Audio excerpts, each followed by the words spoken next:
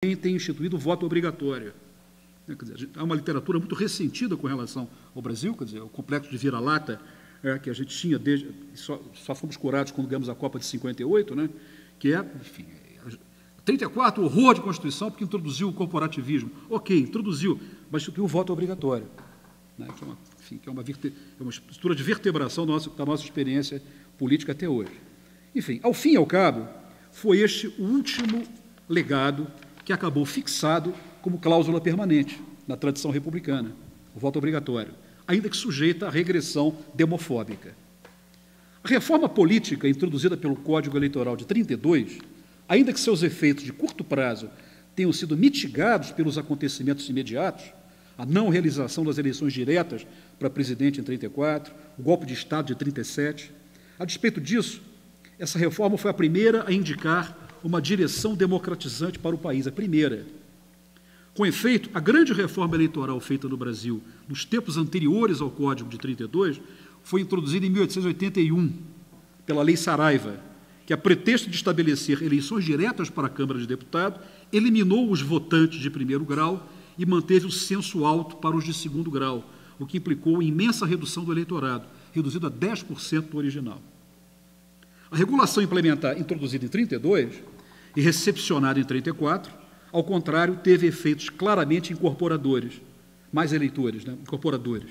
Mais do que atentar para a complicada e original engenharia institucional presente na definição do voto proporcional, que era muito confusa, importa considerar a filosofia política do experimento iniciado em 32 e recepcionado pelas cartas de 34, 46 e 88.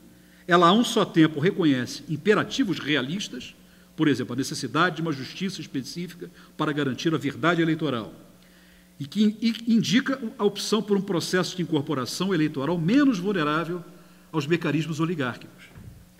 É de demiurgia, portanto, que estamos a falar, quando tratamos desse experimento de criação institucional. Em outros termos, no que diz respeito a uma história natural do eleitorado brasileiro, são os passos dados do domínio do direito público e constitucional que devem ser considerados mais do que a presença de movimentos e demandas sociais por incorporação eleitoral.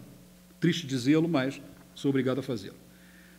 Demiurgia, 1988. Salto para os fins dessa análise de um período óbvio de criação e de demiurgia institucional e constitucional.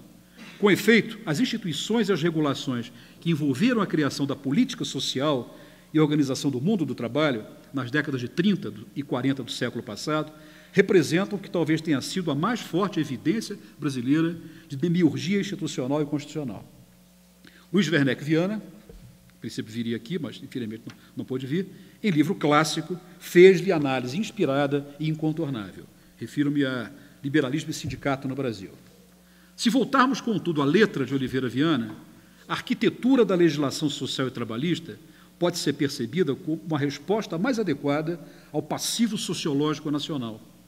O déficit crônico de sociabilidade e solidariedade teria imposto a necessidade da invenção de um macro-artifício que configurou identidades e obrigações, um marco de agregação e de configuração nacionais que não resultou da dinâmica espontânea do social. O que desejo aqui ressaltar é a presença de uma combinação nova e singular presente no experimento da Carta de 1988. Ali, a par da tradicional demiurgia constitucional, aliás, inerente a qualquer processo de elaboração constitucional, seguiram os efeitos de alterações fundas na tradição do direito constitucional. Tais alterações fizeram com que a Constituição deixasse de ser pensada como pacto ou como arranjo de consolidação de experiências e acordos substantivos pregressos anteriores, para se configurarem como um horizonte normativo. Em outros termos, passa a ser um mapa para uma história do futuro e, como tal, uma fixação de ficções a respeito do que devemos ser enquanto país. A identidade básica e normativa da Constituição de 88 deriva de um sistema de crenças produzidas e veiculadas por uma corrente do direito constitucional brasileiro que pode ser designada como constitucionalismo democrático. Um de seus porta-vozes mais importantes, José Afonso da Silva, esteve presente no processo de elaboração constitucional desde a Comissão Afonso Arinos, encarregada pelo Poder Executivo de elaborar um anteprojeto para ser apresentado à Assembleia Constituinte, eleita em novembro de 1986, tendo sido ele mesmo, José Afonso de Souza, autor do pré-anteprojeto, se assim posso chamá-lo, por ela apreciado. Uma das marcas mais fortes da presença desse jurista na elaboração da Carta de 88 pode ser detectada na semelhança entre o preâmbulo do anteprojeto que elaborou, o proposto pela Comissão Afonso Arinos e o, por fim, adotado na própria Constituição. José Afonso da Silva atuou, ainda durante a Constituinte, como principal assessor direto do líder do PMDB, o senador Mário Covas.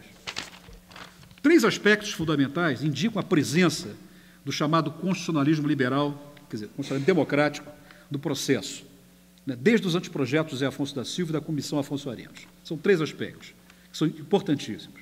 Primeiro, a definição de referências éticas e metapolíticas como fundamentos da ordem jurídica, tal como revela a definição do Estado brasileiro como Estado democrático de direito, cujo objetivo é a dignidade dos brasileiros ou a promoção da pessoa. Ponto 2. A criação e a fixação constitucional de um sistema de direitos constitucionais, um conjunto de direitos compreendidos não apenas como direitos negativos e de proteção dos indivíduos, mas como liberdades positivas, entre as quais sobressaem os tradicionais direitos de participação política, associados a obrigações positivas do Estado com relação aos cidadãos. E, por fim, a caracterização do Supremo Tribunal Federal como órgão de caráter político, ao qual se atribui a tarefa fundamental da jurisdição e da concretização das normas constitucionais. Contra a corrente positivista, então hegemônica no campo do direito constitucional, o constitucionalismo democrático busca um fundamento ético-moral para a ordem jurídica e recusa uma vertente exclusivamente liberal, marcada pela defesa de um individualismo utilitarista e por uma concepção negativa de liberdade. Ao contrário, tal fundamento ético-moral implicava a definição de bases de um constitucionalismo societário e comunitário, que confere prioridade aos valores da igualdade e da dignidade humanas. Estou citando aqui um dos constitucionalistas importantes da época, Carlos Roberto Siqueira Castro, que utiliza essas expressões.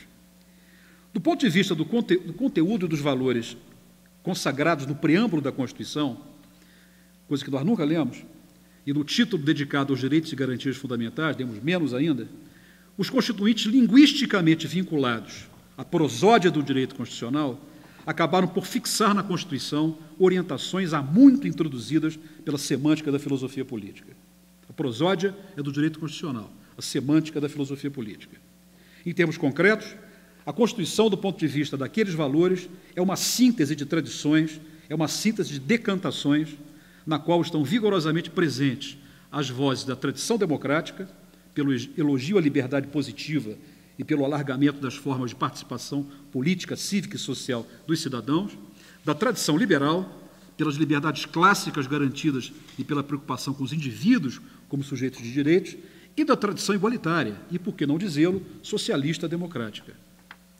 A carga valorativa do preâmbulo da Constituição de 88 pode melhor ser avaliada se a compararmos com parte do que a precedeu.